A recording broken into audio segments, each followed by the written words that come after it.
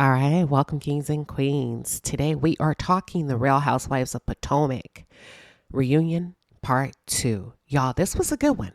I think it left us with a lot of dynamics, a lot of important topics that we can kind of peel back and talk about and walk through together. I want to start off with the subject of colorism. You know, Carlos King had a very strong reaction regarding that narrative, and I was a bit shocked. What about y'all? I was a bit shocked at the emotion that he had regarding that. I think they did it right.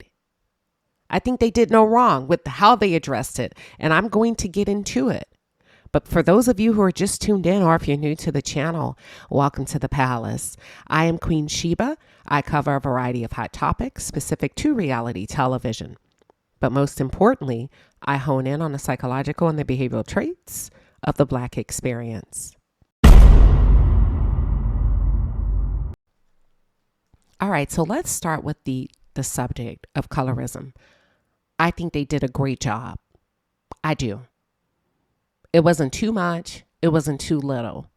And let me start off by saying, I think you set yourself up for failure, any of us, any time. When we talk about colorism, diversity, equity, and inclusion, when you expect other people of different races to be as passionate about things that we're passionate about, that's impossible.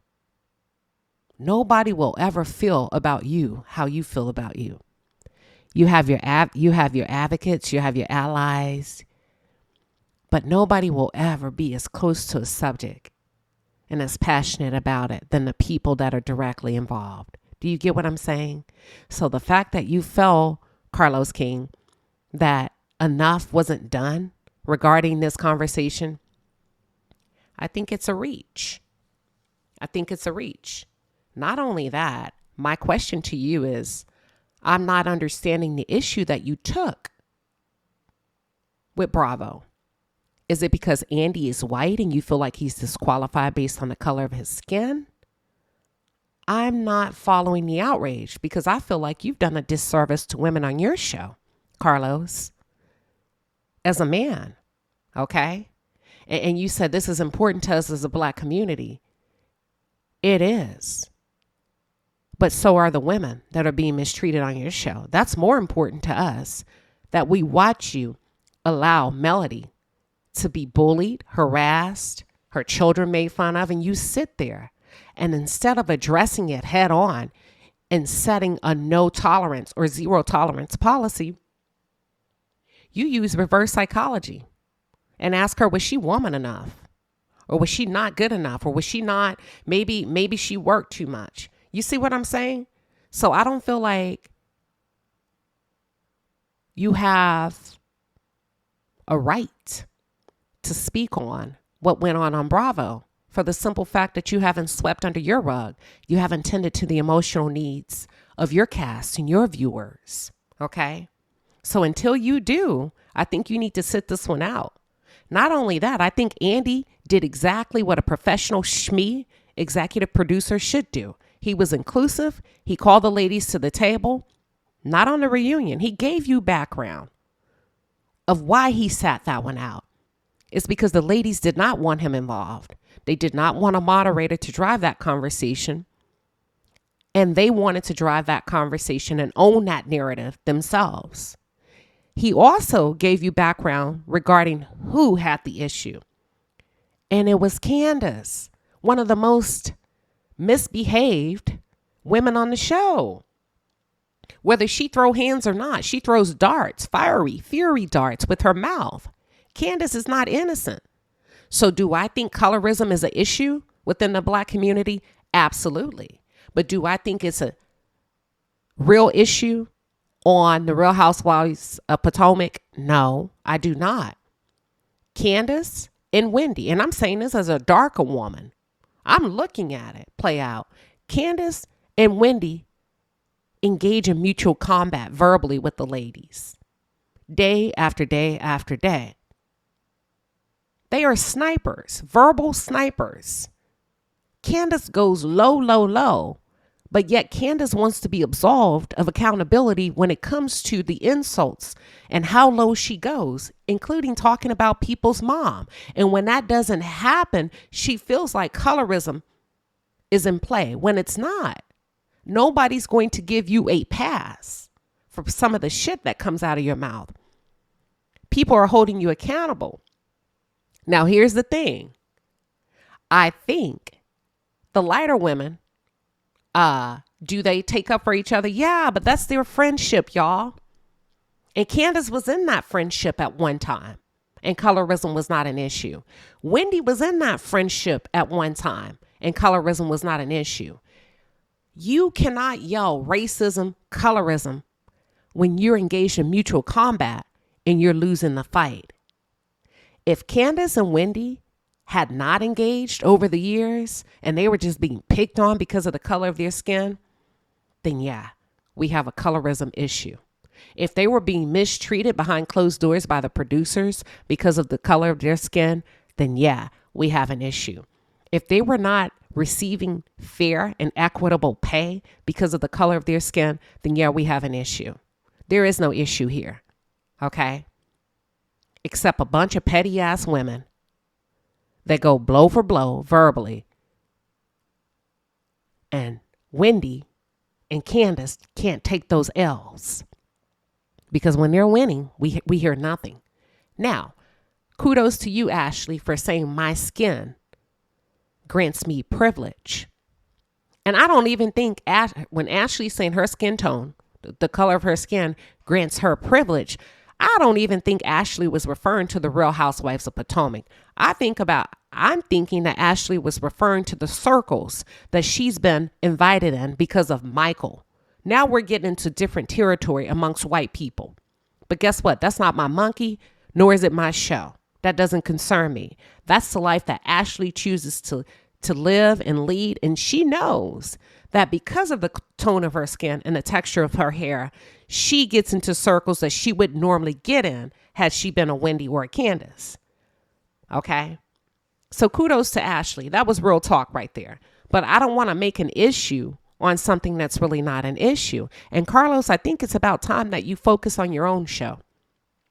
Here's the reality of it. You are not a producer on Bravo anymore. Okay? I need you to focus on your own shows. There's a lot of things that go on your shows that you do not address. Gender biases, devaluation of women, the head turning and ignoring insults when it comes to melody.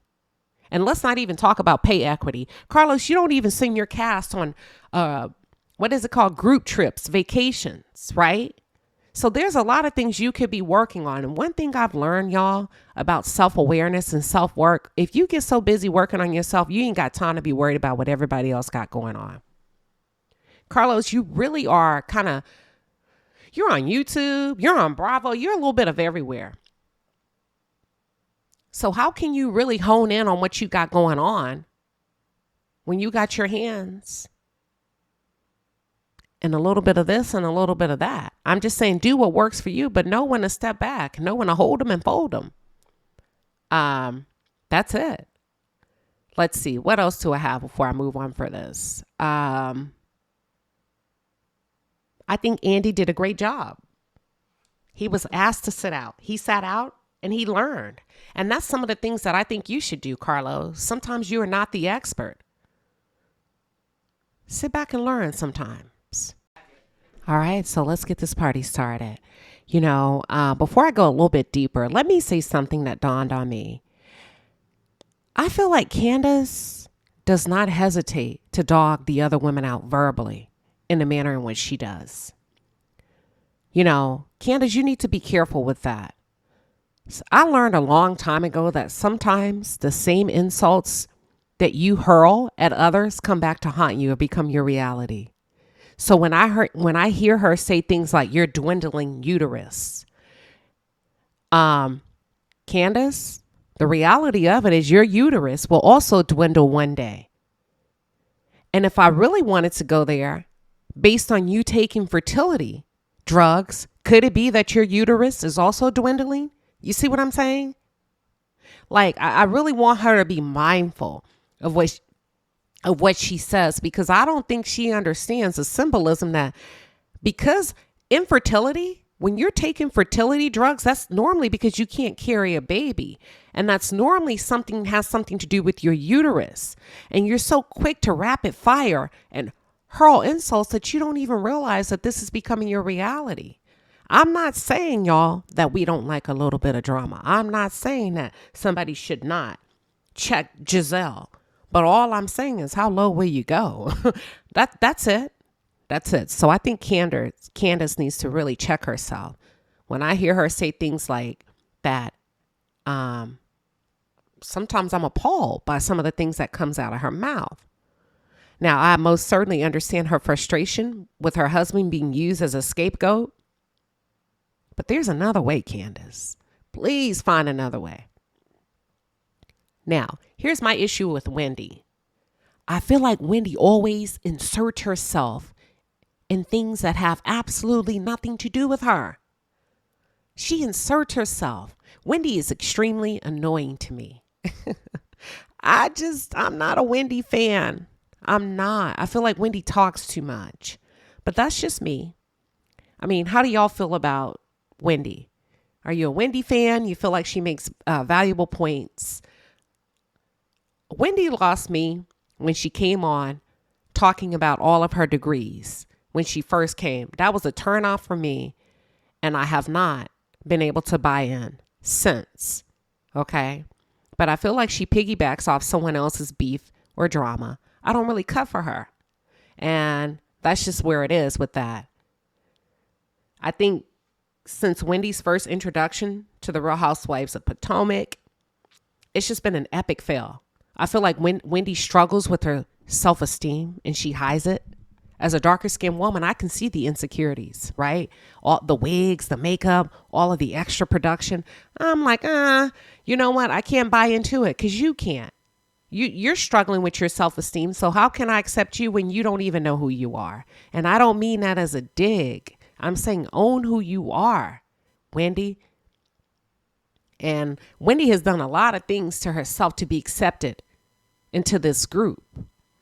Donning of the European wigs. And I like a good wig, but I need you to get some that matches your skin tone, your culture, your Nigerian beautiful dynamics. That's all I'm saying. You way left, girl. And it just doesn't come across as, I don't know, authentic. I just be looking like, okay, you really want to be accepted by these women. But okay. I just need Wendy to mind her business. Take a fight when it's directly involving you. Other than that, let the other women duke it out. So they started this reunion. They opened up the reunion. They opened it up with Candace going off on Gisele regarding Chris. I feel you. I get it, Candace. I get it. That's your husband. I've said before in one of my reviews regarding Love and Marriage DC, anytime somebody talks about your husband, your kids, or your family, people will not have a favorable response to you. In this scenario, I just needed Candace to back off just a little bit. Go off, girl, but then pull back, because I needed to hear Gisele speak. I wanted to hear the rest of what Gisele had to say, but unfortunately, she didn't get a chance to say what she needed to say. Andy asked her a question, but Candace kept going. So it's moments like that. You said what you needed to say, Candace. Let her respond. Let me hear what she's going to come up with regarding her reason for what she said about Chris. Candace did a little bit too much talking for me. I know she was defending her husband, but say what you need to say and move the hell on. So we find out they moved on to Ashley's friend, Deborah. So we find out that Deborah elaborated and basically lied about Chris flirting with her. Now, Deborah, girl, you need to stop. But here's the thing that occurred to me based on human behavior. As long as Candace remains on this show from here on out, when Chris engages with those women, he will always second guess his engagement and his interactions from here on out. It's perfectly normal. If he starts acting like that, it's calling, let me move a little bit carefully, right? He's going to start moving a little bit carefully because they have basically tainted his reputation. Now, here's the thing, Chris. You shouldn't have been asking Gisele to come into your room anyway as a married man. Period. I'm going to say it. I don't give a damn what time frame we live in where men and women can't go into a room. The reason why I'm saying you should not have done it, because it doesn't look good, y'all. It will be perceived as a negative. And Chris's responsibility is to protect his reputation and to protect the sanctity of his marriage as well as his wife's reputation. Now, let me ask y'all this. How many of you would be okay if your husband brought another woman in his hotel room to have a conversation? You didn't know it was a conversation. You don't really know if she's attracted to him, if he's attracted to her. All you heard was that they were in the room together, period. And they both said, well, we were just having a conversation and kind of, debriefing about the show. Y'all couldn't sit down at the bar in the lobby. I'm just saying, y'all, it's the perception of it all. That's all I'm saying. And Chris has to take a little bit of responsibility to say, you know what? I could have had that conversation somewhere else. And as a result of that, this is the outcome. That's all I'm saying. I'm not saying he did any wrong. I'm just saying think next time. All right. Now, he's going to have to second guess how he engages with these women. And it's going to be very hard for him to be his jovial, natural self because he is going to be judging his own every move. And that's unfortunate in my opinion. But he does bear a little bit of that responsibility and accountability. You shouldn't have asked her to come to your room in the first place. Let's shift to Wendy. So child, Wendy jumps in and sounds like she's presenting a court case, in my opinion. I am not a fan of Wendy, but here's where it gets really interesting. So Robin and Candace, they go back and forth with this exchange regarding how Candace, so Robin and Candace go back and forth, and Robin, you set yourself up hook, line, and sink when you said, Candace, you get upset because we say things on camera, but we're on a show, a reality show, Candace, and we should display our lives out on camera. Child, sometimes you got to know when to hold them and when to fold them, especially when you have skeletons in your closet, because 2 weeks later, all hell broke loose and we found out that one was having an affair. And not only that, Robin concealed it from the cameras. All right, let's move on to Gisele. Like it or love it, this woman handles herself the way she should. A lot of people do not like Gisele, but one thing she's going to do is remain composed. Y'all, we've seen some of the nastiest insults being hurled at Gisele, both past and present, and she keeps a poker face. I can't be mad at that. I cannot be. But they go on to Gisele and they're asking her about old boy from Winter House. Jason, I think that's his name. Oh, Gisele said you have to have a nice size Mr. Goodbar in order to sit next to her. Listen, I feel you, Gisele. Live your life. Have fun. Do what you do. Gisele is a single woman. She has raised her children. Hey, listen, I cannot judge her. It is what it is. You know, one thing that crossed my mind, though, about Gisele, as I sit back and watch her, I said, she's very stoic when it comes to her emotions and her feelings. And of course, I got curious and I'm like, how did she get there? I know she shared her relationship regarding her father and their dynamic, and he's supportive of her until it came to Jamal. Y'all remember that? But I don't recall her talking about her mother. Do y'all have any information on her talking or speaking about her mother? Maybe I missed it. Do y'all remember her ever sharing the dynamics of her mother and herself? I can't help but to wonder if her mother abandoned her emotionally hence the outcome of what we're seeing being played out on television.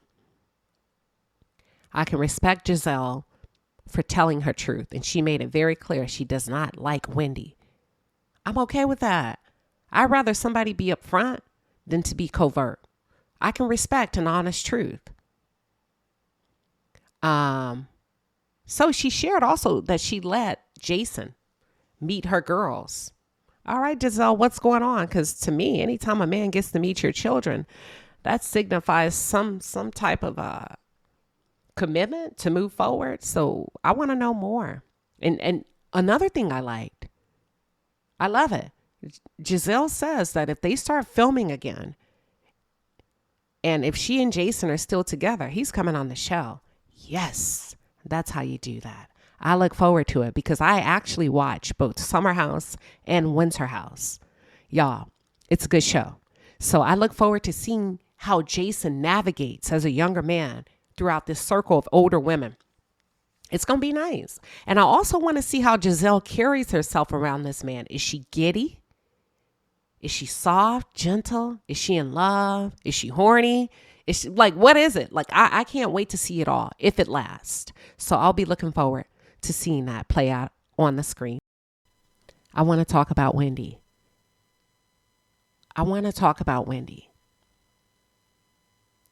I feel like Wendy can be very manipulative. That's the vibe I get from Wendy. I could be wrong. It could be my own internal bias against Wendy. But as a dark-skinned girl, I feel like she likes to play victim. And here's the thing. You cannot holler colorism when it's mutual combat. I've said that before. Both Candace and Wendy have dealt their fair share of blows in this saga. Okay?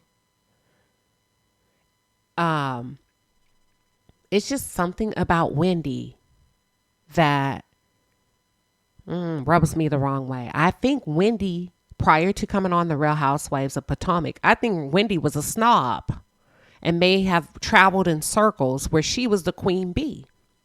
And now you're not, honey. You're not the queen bee. You're not the princess. You are just probably a duchess amongst this group. You don't hold rank amongst this group. And I think Wendy is still trying to figure out how to deal with that. But I do think Wendy's goal is to hold the throne. But she could never amongst this group of women unless they completely revamp the cast. Don't let Wendy fool you. Wendy is a bitch. She just can't be right now because women like Gisele, women like Robin, and it's not, y'all, it has nothing to do with skin tone because they love tequila, okay? And she was darker. But Wendy,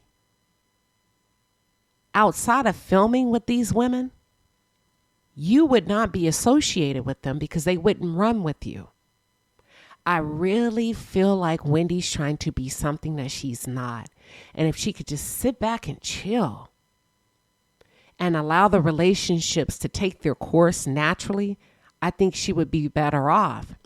But I think she's tried to force herself on these women. And she came in utilizing her education. And then she saw they didn't give a damn about that.